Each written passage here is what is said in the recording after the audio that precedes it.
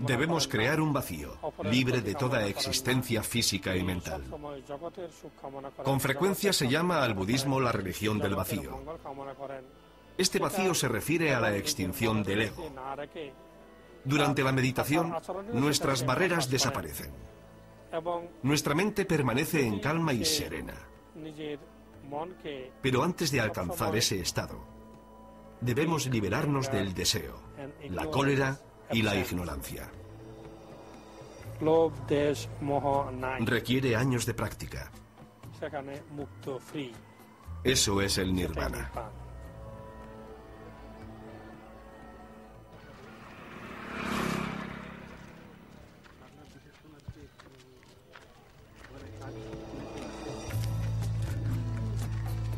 Conmovido por la sinceridad del joven, Bhante Varsambodhi lo toma bajo su protección. Quiere acompañarlo al Centro Internacional de Meditación para que conozca al venerable doctor Rastrapal Mohatera. De hecho, su maestro es uno de los especialistas más eminentes en meditación vipassana, la cual lleva practicando desde hace más de 60 años.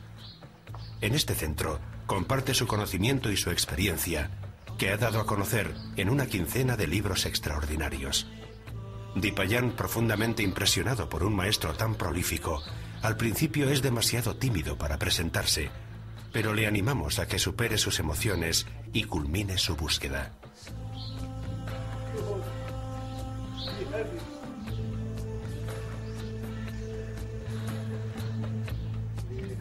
Mi familia es originaria de Birmania. Yo soy de Calcuta. Me siento muy feliz de conocerlo. Me gustaría hacerle algunas preguntas sobre la meditación vipassana.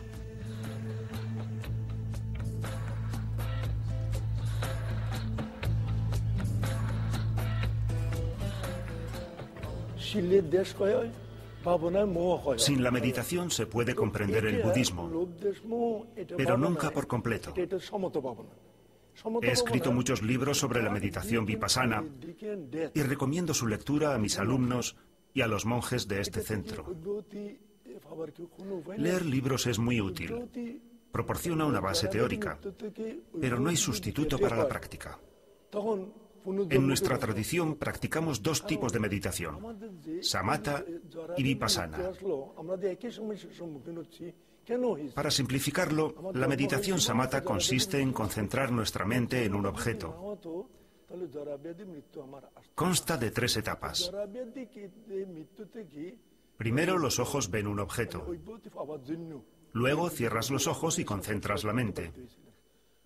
Vaciándote de todos los demás pensamientos, reconstruyes la imagen del objeto. Finalmente permaneces concentrado y olvidas el objeto a medida que éste se va desvaneciendo. Practicar la meditación samatha te permite deshacerte de la codicia, la ira y la ignorancia, pero no por completo. Permanecen algunos obstáculos que te separan de tu auténtica personalidad. Mediante la meditación vipassana se alcanza un estado más elevado, en el que los fuegos que atormentan tu ego desaparecen por completo. Es un estado de relajación y gran calma, en el que la penetrante visión de la mente se desplaza de forma gradual más allá de los límites del objeto. Las cosas que parecían condicionarnos se ven como de naturaleza relativa y temporal.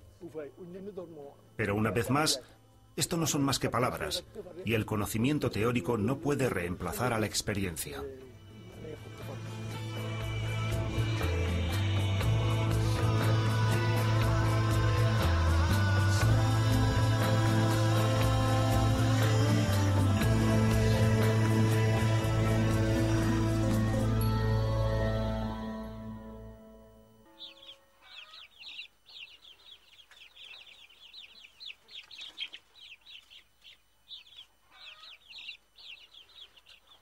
Sarnath, las primeras enseñanzas. En el parque Sarnath, a pocos kilómetros de Benarés, se alza la Stupa Dhamek, un monumento que indica el lugar que eligió Buda después de alcanzar la iluminación para enseñar a los demás el camino espiritual que había descubierto. Los budistas dicen que en este lugar puso en marcha la rueda del Dharma la rueda de la doctrina. Me llamo Christian. Soy belga y hace 3 años que practico el budismo. He tenido la oportunidad de venir a la India, de, digamos, volver a mis raíces.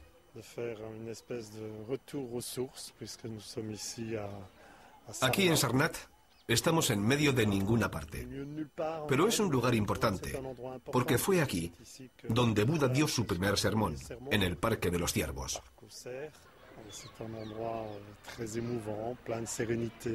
Es un lugar muy emotivo, lleno de serenidad. Pero encontrar este lugar sereno tiene su precio. Hay que atravesar la India caótica, ardiente y desorganizada. Aunque vale la pena.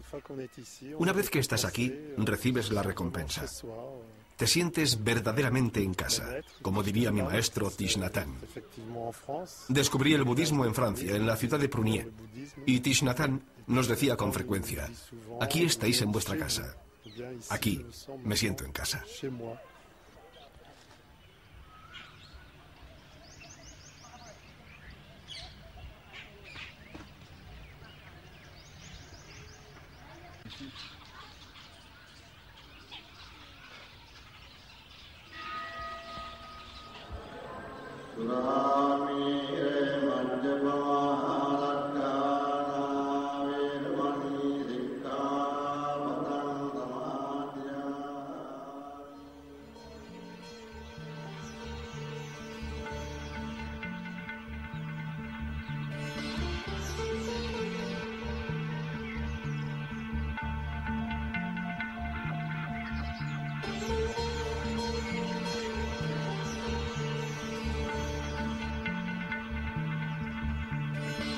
En Sarnath, después del largo viaje desde Bodh Gaya, Buda se reencontró con 5 discípulos que le habían dejado. Al verle llegar en la lejanía, los discípulos estaban confusos y no sabían cómo recibirlo. Pero comprendieron que algo había cambiado. Al principio estaban hostiles, pero luego se mostraron impacientes por escuchar las palabras del maestro.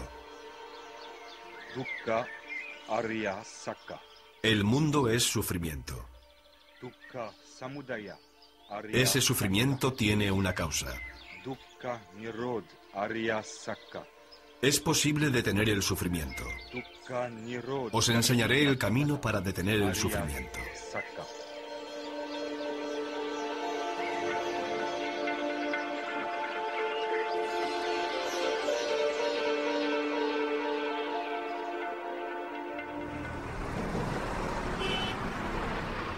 Durante su visita a Sarnath, Christian tiene la oportunidad de conocer a un maestro del templo Taji, que está muy cerca. El doctor Gurudamo es uno de los especialistas más respetados del mundo. Buda habló de 4 verdades nobles. La primera verdad noble es: el mundo es sufrimiento. La segunda verdad es: ese sufrimiento tiene una causa. La tercera verdad noble dice: es posible poner fin a ese sufrimiento. Y la cuarta verdad noble corresponde al camino que lleva al final del sufrimiento.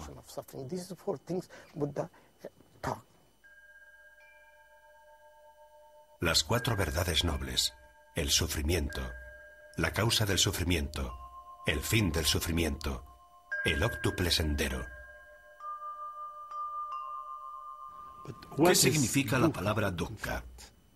En la vida hay 4 etapas. La primera, el nacimiento, que es sufrimiento. Luego viene la enfermedad, que también es sufrimiento. Luego la vejez, que naturalmente es sufrimiento. Finalmente, y esto es muy importante, al final de la vida, cuando morimos, también hay sufrimiento. Si hablas a alguien sobre su muerte, seguro que se asusta. Porque la gente se quiere mucho a sí misma. Al hacerte anciano, el pelo se te vuelve blanco, pierdes los dientes, se te arruga la piel y ves peor. Cuando hablamos de la muerte, todos se asustan, hombres y mujeres. Eso crea sufrimiento. Buda habló de estas etapas que forman la vida de todo ser humano, diciendo: siempre sufres. Imagina que dos personas que viven juntas, que están muy unidas, como una madre y su hijo, un marido y su esposa, un padre, una madre, ese tipo de relación. Si una muere, la otra sufre. Todas estas cosas nos hacen infelices. Eso es el sufrimiento.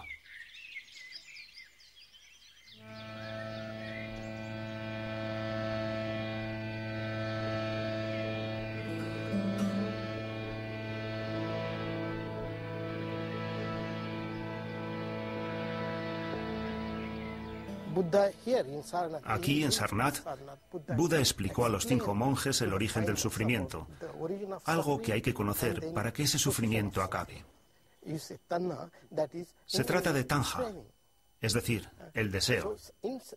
Son los deseos físicos, pero no solo los deseos corporales y los sexuales, sino también el apego a todas las cosas